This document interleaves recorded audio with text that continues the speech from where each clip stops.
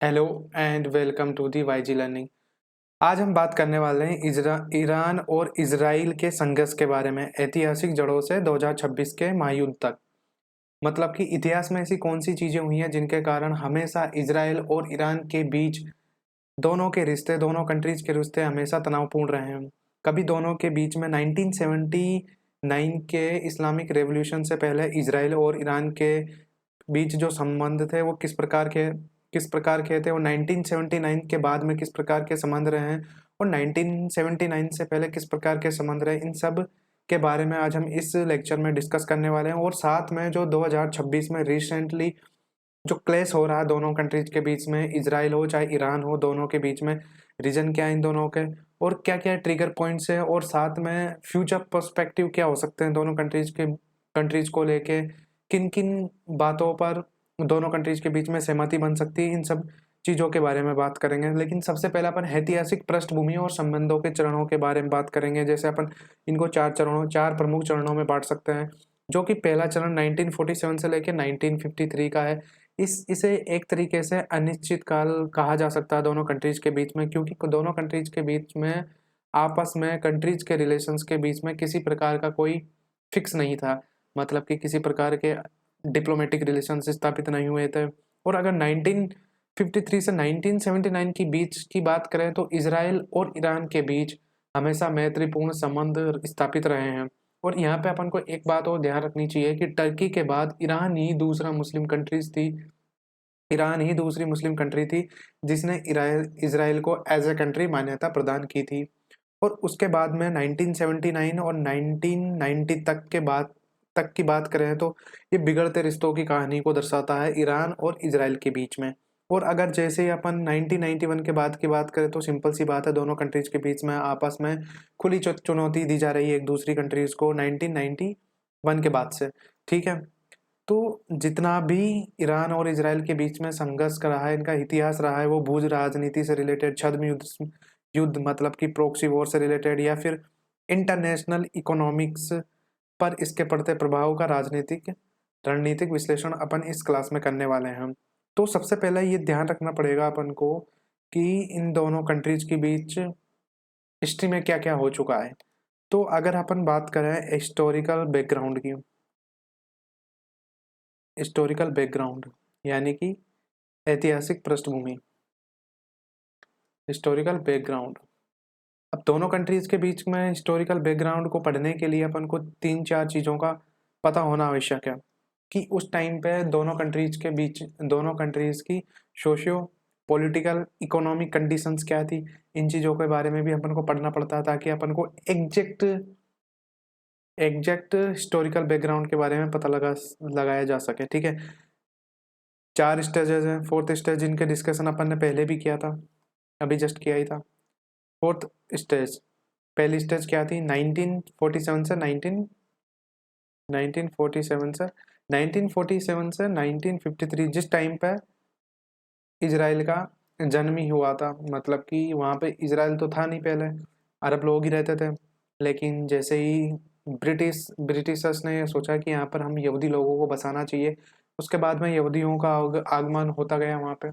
और मैक्सिमम उस जगह पर, जिस जगह पर आज इजराइल है, मतलब most of the places were related to the Arabs peoples. ठीक है, मतलब कि जितनी आज इजराइल के पास ज़मीन है उसमें से 70-80% पर पहले अरब लोगों का ही कब्जा था। 1947 से लेकर आज तक इजराइल क्या करता रहा है, हमेशा उनकी जमीन को कब्जाते रहा है। अब गाजा पट्टी बिल्कुल छोटा सा एकदम पट्टी बची हुई है और कुछ भी नहीं है उसे। और अगर ऊपर की तरफ, नॉर्थ की तरफ देखें अपन, तो यरूशलेम को उसने वैसे भी कब्जा रखा है ऑलमोस्ट। धीरे धीरे इजराइल जो है एक्सपेंशन की पॉलिसी को अपनाता जा रहा है। ठीक है, 1953 से लेके 1979 की अगर अपन बात करें तो इस टाइम पे ईरान और इजराइल के संबंधों का गोल्डन पीरियड चल रहा था, क्योंकि दोनों कंट्रीज के बीच में आपसी संबंध मैत्रीपूर्ण थे, दोनों में आपस में ट्रेड होता था। लेकिन ये ईरान की इस्लामिक रेवोल्यूशन से पहले की बात है, क्योंकि ईरान में इस्लामिक रेवोल्यूशन कब हुआ था, 1979 में हो चुका था। तो इस वजह से हो सकता है कि जैसे ही इस ईरान में इस्लामिक रेवोल्यूशन हुआ, उसके बाद से परिस्थितियाँ चेंज हुई ईरान की, और उसी के तहत जो आइडियोलॉजी थी ईरान की, वो अगेंस्ट चली गई किसके? इजराइल के। तो उसके बाद से 1979 के बाद से दोनों कंट्रीज के बीच में हमेशा रिश्ते जो हैं तनावपूर्ण रहे हैं, और इन्हीं तनावपूर्ण रिश्तों का नतीजा है इजराइल के खिलाफ ईरान के द्वारा प्रॉक्सीज खड़ी करना, हमास या फिर जो भी प्रॉक्सीज है जॉर्डन के थ्रू, उधर सीरिया के थ्रू, जितनी भी ईरान की प्रॉक्सीज है वो अगेंस्ट इजराइल के हमेशा काम करती रही है 1979 से 1990। ये बिगड़ते संबंधों का टाइम था, मतलब कि बिगड़ना शुरू हुए हैं दोनों के बीच में संबंध। किस किस के बीच में? ईरान और इजराइल के बीच में, ठीक है। और जो चौथा चरण है 1991 से लेके आज तक का, ये तो सबको पता खुली चुनौतीपूर्ण है। इजराइल ईरान को चुनौती देता है, ईरान वापस इजराइल को चुनौती देता है, इजराइल बॉम्बिंग करता है ईरान की, ईरान वापस पलटवार में इजराइल की बॉम्बिंग करते हैं, तो दोनों आपस में ही करते रहते हैं। इजराइल का कहना है कि हम अपने एग्जिस्टेंस के लिए लड़ रहे हैं, हम अपने एग्जिस्टेंस के लिए लड़ रहे हैं, क्योंकि जिस दिन ईरान के पास न्यूक्लियर बॉम्ब आ जाएगा उस दिन हो सकता है कि इजराइल का एग्जिस्टेंस खतरे में आ जाएगा। इसी वजह से इजराइल हमेशा जितनी भी ईरान की न्यूक्लियर साइट्स हैं उन पर अटैक करता है, ताकि ईरान किसी भी प्रकार की प्रोग्रेस नहीं कर पाए न्यूक्लियर टेक्नोलॉजी के अंदर। तो सबसे मेन रीज़न यही है न्यूक्लियर वेपन्स का, ठीक है। वर्तमान खुली खुली चुनौतीपूर्ण टाइम, ठीक है। और जो 97 से पहले की जटिलताएं हैं उनकी अगर बात करते हैं 1970 पहले से, तो 1950 में क्या हुआ था? ईरान ने मान्यता दी थी इजराइल को, और तुर्की के बाद ऐसा करने वाला मुस्लिम राष्ट्र अकेला ईरान था। उस टाइम पे इस तरीके के इन दोनों के रिश्ते थे। लेकिन आज अगर हम बात करते हैं प्रेजेंट कंटेक्स्ट में ईरान और इजराइल को लेके, दोनों आपस में एक दूसरे के कट्टर दुश्मन देश बने हुए हैं। तो जैसे कि लेकिन उनके संबंध पूरी तरह से प्रो इजराइल नहीं थे। तत्कालीन शाह ने फिलिस्तीन पर इजराइल के कब्जे का विरोध किया था, और 1949 में संयुक्त राष्ट्र में इजराइल के प्रवेश के खिलाफ मतदान किया था। 1960 के दशक में ईरान ने फिलिस्तीन मुक्ति संगठन, मतलब कि 1960 के आसपास पीएलओ, फिलिस्तीन लिबरेशन ऑर्गेनाइजेशन को वित्तीय सहायता प्रदान की थी 1960 के आसपास, ठीक है। और जो उसके बाद 1979 में ईरान में जो इस्लामिक रेवोल्यूशन हुआ, मतलब कि इस्लामी क्रांति, अयातुल्ला खोमेनी के नेतृत्व में ईरान एक कट्टर धार्मिक राज्य बन गया। उसने इजराइल को छोटा शैतान और अमेरिका को बड़ा शैतान घोषित कर दिया, जिसके बाद दोनों देशों के कूटनीतिक संबंध हमेशा के लिए खत्म हो गए। मतलब कि जैसे ही यहाँ पे इस्लामिक क्रांति हुई, इस्लामिक क्रांति कब हुई थी? इस्लामिक क्रांति 1979 में हुई थी। किस में हुई थी? ईरान में। और उस टाइम पे जो आयतुल्ला खोमेनी था, मतलब कि सुप्रीम लीडर ऑफ ईरान, उसने इजराइल को क्या कहा था? छोटा शैतान, एंड यूएसए को बड़ा शैतान। उस टाइम उसके बाद से दोनों कंट्रीज के बीच में रिश्ते हमेशा इस तरीके से बिगड़ते चले गए कि इन्होंने वापस पीछे मुड़कर आपस में सुलह करने की कभी नहीं सोची। और इनके बहुत सारे रीजन्स, उस समय की जो सोसाइटी थी, फिर या फिर 1979 की इस्लामिक क्रांति ने कूटनीतिक संबंधों को पूरी तरह बदल दिया था। तो चरण 1 में 1947 से लेकर 1947 अनिश्चितता से मित्रता तक ईरान इजराइल को मान्यता देने वाला दूसरा मुस्लिम बहुल देश 1950 में बना था, जो कि तुर्की के बाद इन्होंने किया था। फिर उसके बाद में तत्कालीन शाह ने फिलिस्तीन पर इजराइल के कब्जे का विरोध किया था। 1960 के दशक में पीएलओ को वित्तीय मदद प्रदान की थी इन्होंने। और 1979 के बाद से ही ऑलमोस्ट दोनों कंट्रीज के बीच में दरार आना शुरू हो गई थी, क्योंकि चरण 3 में अपन बात करते हैं 1979 से लेकर वर्तमान तक। तो उस समय जो इजराइल नहीं, ईरान का जो सुप्रीम लीडर था अयतुल्ला खुमैनी के नेतृत्व में कट्टर धार्मिक राज्य की स्थापना हुई थी, और एक नई विचारधारा को उन्होंने जन्म दिया था, जिसमें उन्होंने इजराइल को छोटा शैतान और यूएसए को बड़ा शैतान घोषित कर खुली दुश्मनी की शुरुआत की थी। ठीक है। और संघर्ष के मूल कारण और रणनीतियां, रूट कॉजेज एंड स्ट्रेटजीज, मतलब कि क्या क्या रीजन हो सकते हैं दोनों कंट्रीज के बीच में दुश्मनी के, उनके बारे में बात करने वाले हैं। तो सबसे पहला है रिंग ऑफ फायर रणनीति, सीधे युद्ध से बचने का ईरान का छद्म नेटवर्क। मतलब कभी भी ईरान डायरेक्ट इसराइल के साथ युद्ध नहीं लड़ता, प्रॉक्सी प्रॉक्सी वॉर करता है।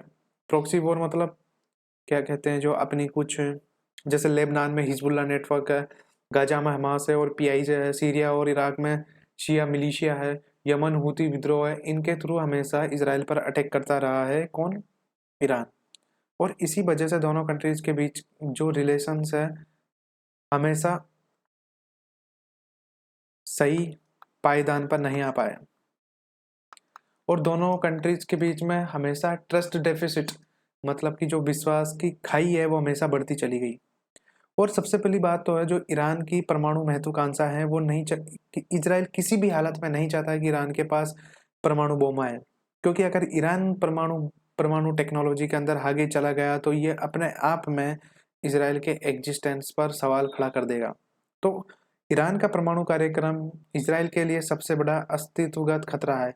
वैचारिक और भू राजनीतिक प्रतिद्वंदिता यह केवल जमीन की नहीं है, बल्कि सिया बहुल ईरान और यहूदी बहुल इसराइल के बीच धार्मिक वैमनस्य और मध्य पूर्व सीरिया यमन आदि में क्षेत्रीय शक्ति स्थापित करने की होड़ है। हालिया घटनाक्रम की बात करते हैं अपन 2026 के बारे में।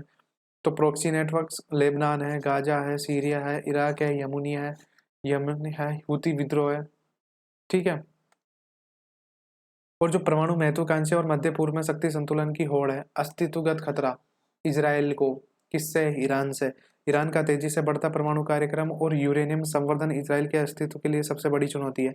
और इसीलिए इसराइल क्या करता है, समय समय पर ईरान की जितनी भी साइट्स हैं, कौन सी साइट्स, न्यूक्लियर साइट्स, इन पर अटैक करता रहता है। अगर ईरान जो है न्यूक्लियर साइट्स पर अटैक करता रहेगा तो इसराइल ईरान की न्यूक्लियर साइट पर अटैक करता रहेगा तो हो सकता है कि ईरान इतना जल्दी न्यूक्लियर टेक्नोलॉजी के अंदर प्रोग्रेस नहीं कर पाएगा। और जो इसके बाद में वैचारिक युद्ध, मतलब कि जो शिया बहुल ईरान है और यहूदी बहुल इसराइल है, इन दोनों के बीच में धार्मिक वैमनस्य भी है और वैचारिक आइडियोलॉजी की भी लड़ाई है। और भू राजनीतिक प्रतिद्वंदिता तो है ही है, सीरिया यमन और लेबनान में क्षेत्रीय आधिपत्य स्थापित करने की निरंतर होड़ इसराइल और ईरान के बीच में रहती है हमेशा। और प्रेजेंट कंटेक्स्ट की बात करें अपन तो प्रेजेंट कंटेक्स्ट में 28 फरवरी 2026 को ऑपरेशन एपिक फ्यूरी ने ईरान पर कहर बरपाया इसराइल से। और इसराइल की नातांज, फोर्दोस, इस्फान, खरमानसा, ये न्यूक्लियर साइट्स है ईरान की, और इन्हीं साइट्सों पर बार बार अटैक किया गया था इसराइल के द्वारा। अमेरिका और इसराइल का सबसे बड़ा संयुक्त हवाई और ड्रोन हमला है, code name operation epic fury. Rising rising lion है, मिडनाइट हैमर। मुख्य लक्ष्य क्या था, ईरान के मुख्य भूमिगत परमाणु संवर्धन संयंत्र और सैन्य अड्डे नष्ट किए गए। केंद्र नातांज, फोर्डो, इस्फान और करमनसा, ये सारी न्यूक्लियर साइट्स ही ईरान की। ठीक है। ईरान सर्वोच्च नेतृत्व और सैन्य कमांड संरचना का पतन, जो सुप्रीम लीडर होता है किसका, ईरान का, उसके बाद में आ ही जाते हैं IRGC कमांडो कमांडर वगैरह जो भी है। तो ऐतिहासिक आघात, परमाणु हमलों के परिणाम स्वरूप आयतुल्ला अली खोमेनी की मृत्यु हो चुकी है ऑलरेडी। उसके बाद में IRCGC का पतन, रेवोल्यूशनरी गार्ड के शीर्ष कमांडरों का खात्मा, तकनीकी झटका, मतलब कि देश के प्रमुख परमाणु वैज्ञानिकों की मौत से कार्यक्रम की अपूर्णीय क्षति। क्योंकि बहुत बार ऐसा हुआ है कि ईरान के जितने भी साइंटिस्ट थे उनको इसराइल मरवाता रहा है, so that they can not progress in nuclear technology. ठीक है। मतलब कि वो किसी भी प्रकार की न्यूक्लियर टेक्नोलॉजी, न्यूक्लियर नाभिकीय प्रौद्योगिकी के अंदर आगे प्रगति नहीं कर पाए और न्यूक्लियर बम नहीं बना पाए। ठीक है। इसी वजह से ये सब चीज़ें करता आया है। और ईरान के पलटवार ऑपरेशन टू प्रोमिस 3 इन खाड़ी को झकझोरा, मतलब कि जैसे ही ईरान ने क्या किया था, ईरान ने जो जितने भी अपने आसपास पड़ोसी देश हैं जो यूएसए के मित्र मुल्क है, चाहे वो इसराइल हो, चाहे वो यूएसए के बेसेस हो, बहरीन में हो, यूएई में हो, या फिर क्या कहते हैं जो सऊदी अरेबिया में हो, इन सभी कंट्रीज पर बम बरसाना शुरू कर दिया अपनी जवाबी कार्रवाई में। ईरान द्वारा सैकड़ों बैलिस्टिक मिसाइलों का प्रक्षेपण किया गया। यरूशलेम और तेल अवीव को सीधा निशाना बनाया गया। अमेरिकी ठिकानों पर हमला, जैसे बहरीन, कुवैत, कतर, संयुक्त अरब अमीरात में मौजूद सैन्य और नागरिक ठिकानों पर विनाशकारी हमले किए गए। किसके द्वारा? ईरान के द्वारा। अब ये सब युद्ध चल रहा है तो अपन को सबसे पहले ये पढ़ने की जरूरत है इसका इंडिया के ऊपर क्या प्रभाव पड़ने वाला है, और यही मेन चीज है। लेकिन उससे पहले अपन पढ़ेंगे परमाणु कार्यक्रम को 2 साल पीछे धकेल दिया गया। इस भीषण युद्ध ने ईरान के परमाणु कार्यक्रम की कमर तोड़ दी है। ऐसा माना जा रहा है कि बहुत सारे अटैक होने की वजह से ईरान की न्यूक्लियर साइट्स के ऊपर ईरान का जो परमाणु कार्यक्रम है वो बहुत पीछे चला गया है। बहुत पीछे का मतलब है उन ईरान को बहुत नुकसान हुआ है, इंफ्रास्ट्रक्चर डैमेज हुआ है। तो इंफ्रास्ट्रक्चर को पुनः बिल्ड दोबारा से निर्माण करने में बहुत सारा टाइम जाने वाला है। ठीक है, ईरान अब एक न्यूक्लियर थ्रेशोल्ड स्टेट नहीं रहा। पुनर्निर्माण में समय इस तरह की परमाणु क्षमता को दोबारा हासिल करने में ईरान को कम से कम 1 से 2 साल का समय लगेगा। ठीक है, इन सब चीज़ों को पढ़ने के बाद में अपन को सिर्फ एक ही चीज़ जो समझ में आती है, जो ईरान के पास ये ईरान है इधर, और ये है स्टेट ऑफ हार्मुज। समझ गए? स्टेट ऑफ हार्मुज से विश्व का 15 से 20% तेल है एलएनजी, 22% एलएनजी और 15 से 20% लिक्विफाइड नेचुरल गैस और तेल इस चोक पॉइंट से गुजरता है, जो कि ईरान के बिल्कुल पास में है। और अभी अभी क्या हुआ था कि जो IRCGC गार्ड है इसके ईरान के, उन्होंने वार्निंग दी है और स्ट्रेट ऑफ हार्मुज को बंद कर दिया। अगर स्ट्रेट ऑफ हार्मुज बंद हो जाता है तो इंडिया के अंदर क्या होगा? तेल की कमी आएगी। और अगर तेल की कमी आएगी इंडिया के अंदर तो इंडिया को या तो रशिया से खरीदना पड़ेगा तेल, लेकिन रशिया से तेल आने में, भारत तक आने में कम से कम 20 से 25 दिन का टाइम लगता है, और यहाँ खाड़ी देशों से आने में मात्र 4 से 5 दिन का टाइम लगता है। तो इंडिया को जल्दी सोचना पड़ेगा, क्या इंडिया को वापस रशिया से तेल खरीदना शुरू कर देना चाहिए। तो आर्थिक झटका क्या है? शिपिंग इंश्योरेंस की कीमतों में भारी उछाल और तेल की कीमतों में $100 से $140 तक जाने की आशंका है। केंद्रीय बैंकों पर दबाव है। बढ़ती मुद्रास्फीति मतलब महंगाई के कारण अमेरिकी फेडरल बैंक और यूरोपीय सेंट्रल बैंक के सामने ब्याज दरें कम करने का गंभीर संकट है। ठीक है, लेकिन सबसे बड़ी प्रॉब्लम इंडिया को होने वाली है, क्योंकि इंडिया भी खाड़ी देशों से तेल परचेज करता है। ईरान में आंतरिक संकट शासन को पतन की ओर ले जा रहा है। ईरान में आंतरिक संकट शासन को पतन की ओर ले जा रहा है। एक तो वहां पे पहले नागरिक विद्रोह हुआ था। युद्ध के आर्थिक बोझ के कारण शासन के खिलाफ भारी देशव्यापी विरोध प्रदर्शन हुए हैं। आर्थिक पतन, ईरानी मुद्रा का भारी अवमूल्यन और आम जनता के लिए जीवन यापन का संकट हो रहा है। सूचना पर नियंत्रण, विद्रोह को कुचलने के लिए देश में व्यापक इंटरनेट ब्लैकआउट लागू किए गए हैं, जो कि एक तरीके से फ्रीडम ऑफ स्पीच को कुचला जा रहा है। अब अल्टीमेटली अपन देखेंगे कि भारत पर क्या प्रभाव पड़ने वाला है। देख, भारत स्ट्रेट ऑफ हार्मुज से तेल खरीदता है, तो सबसे बड़ी ऊर्जा सुरक्षा को भारत की ऊर्जा सुरक्षा पर इसका सीधा प्रभाव पड़ने वाला है, और 1.34 करोड़ प्रवासियों पर इसका संकट पड़ने वाला है। ऊर्जा निर्भरता, अब यहाँ पे बात करते हैं कि भारत अपने जितने भी तेल की जरूरत का लगभग 2 मिलियन बैरल प्रतिदिन हार्मुज से आयात करता है। मतलब कि स्ट्रेट ऑफ हार्मुज से 2 मिलियन बैरल तेल इंडिया इंपोर्ट करता है। आपूर्ति बाधित होने से भयंकर मुद्रास्फीति का खतरा हो सकता है। 2 million barrel per day India import करता है स्ट्रेट ऑफ हार्मुज से। इसका मतलब अगर एक दिन के लिए भी स्ट्रेट ऑफ हार्मुज को ब्लॉक कर दिया गया तो 2 मिलियन बैरल तेल इंडिया में नहीं आ पाएगा, और इसका मतलब जितना भी इंडिया के पास स्ट्रेटेजिक रिजर्व है वो जल्दी खत्म हो जाएगा। जैसे ही जल्दी खत्म होगा तो इंडिया को तेल की जरूरत पड़ने वाली है एनर्जी सेक्टर के लिए, क्योंकि एनर्जी से अल्टीमेटली आपके ट्रांसपोर्टेशन, लॉजिस्टिक्स, सारी चीज़ें पेट्रोल वगैरह डीजल से ही चलने वाली है। तो अगर ये क्राइसिस रहा तो इंडिया में हो सकता है इम्पोर्टेड इन्फ्लेशन दस्तक दे। इम्पोर्टेड मतलब आयातित मुद्रा स्फीति बहुत ज़्यादा बढ़ जाएगी, और इसका सीधा इम्पैक्ट लोगों की जेब पर, उनकी EMI पर, पड़ सकता है। ठीक है, यानी कि भारत अपने कच्चे तेल की जरूरत का लगभग 2 मिलियन बैरल प्रतिदिन स्ट्रेट ऑफ हार्मुज से आयात करता है। आपूर्ति बाधित होने से भारत में तेल की कीमत और मुद्रास्फीति महंगाई तेजी से बढ़ सकती है, जो आर्थिक विकास को धीमा कर देगी। अब जो प्रवासी सुरक्षा, मध्य पूर्व में 1.34 करोड़ एनआरआई निवास करते हैं, ईरान में लगभग 10,000 और इसराइल में लगभग 18,000। तो अगर निकासी की चुनौती होगी 1990 के खाड़ी देश युद्ध की तरह बड़े पैमाने पर सुरक्षित निकासी यानी कि इवैक्यूएशन की तत्काल आवश्यकता पड़ सकती है इंडिया को, अगर इसी तरीके से ये युद्ध कंटिन्यू रहा तो। ठीक है, मतलब कि प्रवासी भारतीयों के लिए मध्य पूर्व में युद्ध के कारण बड़े पैमाने पर जो भी है इंडिया को अपने इवैक्यूएशन प्लान्स बनाने पड़ेंगे। और जो भारत की कूटनीतिक है टाइट रॉप दोनों पक्षों के बीच संतुलन, डिहाइफनेशन की पॉलिसी यानी कि इजराइल के साथ संबंध और ईरान के साथ भी व्यापार। तो अगर इजराइल के साथ संबंध की अपन बात करते हैं तो लगभग $7 बिलियन का मजबूत व्यापार है, अत्याधुनिक रक्षा और तकनीकी साझेदारी है। वही ईरान के साथ रणनीतिक योजनाएं जैसे चाबार हो गया, India middle east economic corridor, ये सब खटाई में पड़ने वाले हैं, क्योंकि अल्टीमेटली इजराइल एंड ईरान के बीच में युद्ध हो रहा है, तो डेफिनेटली यूएस कहीं ना कहीं इस चीज के ऊपर टांग अड़ाने वाला है। भारत का रुख क्या है? अभी किसी एक का पक्ष लेने के बजाय शांति और कूटनीतिक संवाद की वकालत करना, जो कि इंडिया हमेशा से करता आया है। ठीक है, मतलब कि पीस एस्टेब्लिश की जाए, यही इंडिया का मानना है। अगर हम फ्यूचर की बात करने वाले हैं तो फ्यूचर में क्या हो सकता है, जैसे फॉरएवर वॉर, प्रदेशीय वन, नेतृत्व परिवर्तन, कुछ हफ्तों में समाप्त हो जाए, ईरान में नया उदारवादी शासन स्थापित हो। दूसरा, फॉरएवर वॉर, जो कि नहीं होना चाहिए, यह संघर्ष पूरे क्षेत्र को अपनी चपेट में ले लेगा, जिससे लाल सागर से लेकर हार्मुज तक वैश्विक व्यापार ठप हो जाएगा।